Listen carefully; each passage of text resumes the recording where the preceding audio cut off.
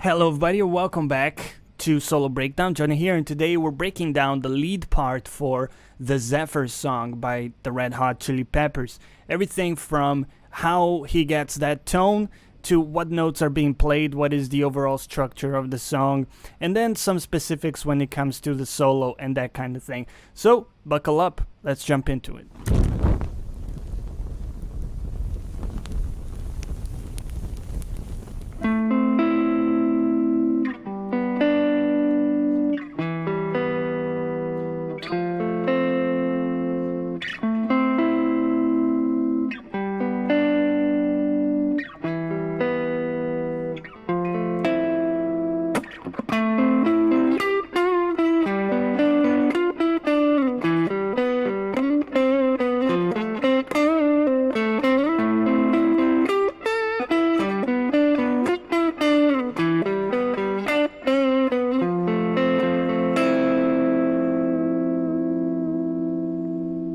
Let's talk about tone. I have a Mexican Strat going into a GHS Pulp and Peel compressor, and then going into a tube screamer, an Ibanez tube screamer, and then my amp is a Fender Bass Breaker 15 on the clean channel. So pretty standard gear, and what we have is a very clean sound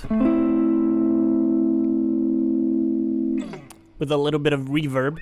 And we're in the neck pickup as well. So it's sort of the perfect sound for the intro because the compression gives it that sustain that is needed for those notes. So,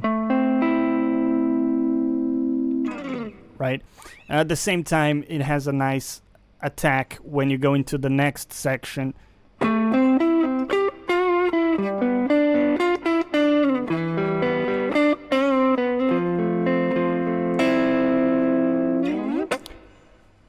So let's break down what's going on in that section.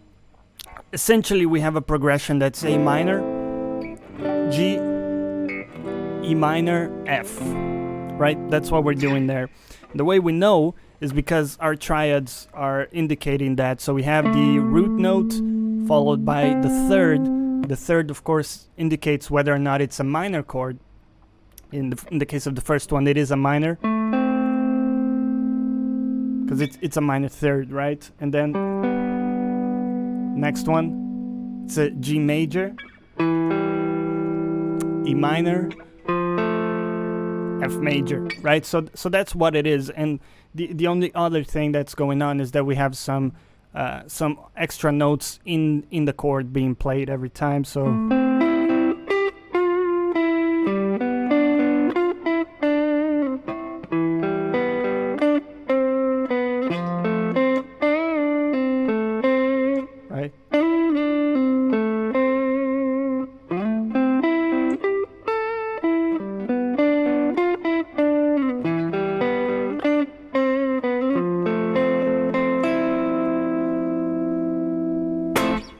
In the next section, we got a D major scale progression, which is D major, G, A,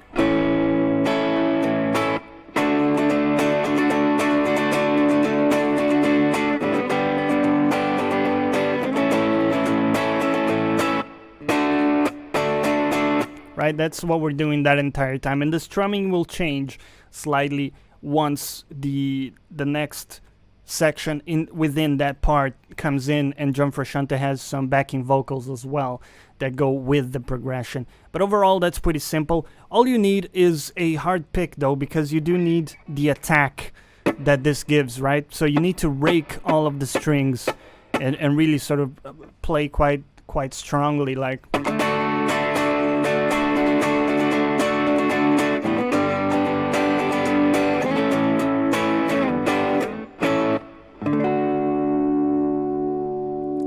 Right, so let's take a look at the solo. And what we have is a very simple melody. Let's take a look at it.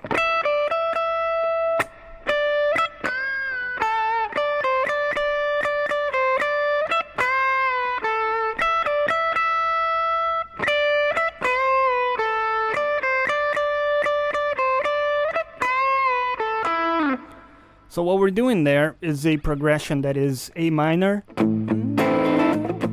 G, E minor, F. So that's all we're doing. And the notes are quite simple, so you can pick up a tab and take a look at that. I'll just say use a bend for when you're going into the C over here. So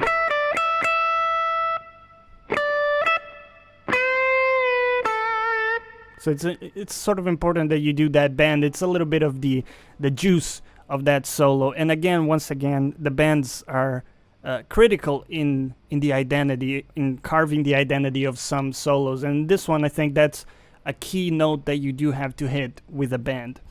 And then the final section of the song is doing the same part that we did before with the D major.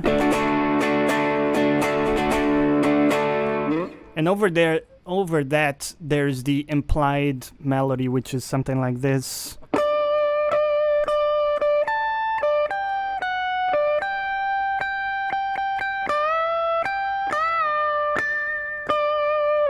Which is done with backing vocals and all of that kind of stuff. And you can play over this. John Frusciante does live. He does some very cool melodies over that D major progression. So you can sort of go crazy with that if you want and make it your own. But that would be the wrap. That would be the end of the song. Let me know if you have any further questions on this one, if you have any criticisms or suggestions for the next one. And thank you for watching. Catch you next time.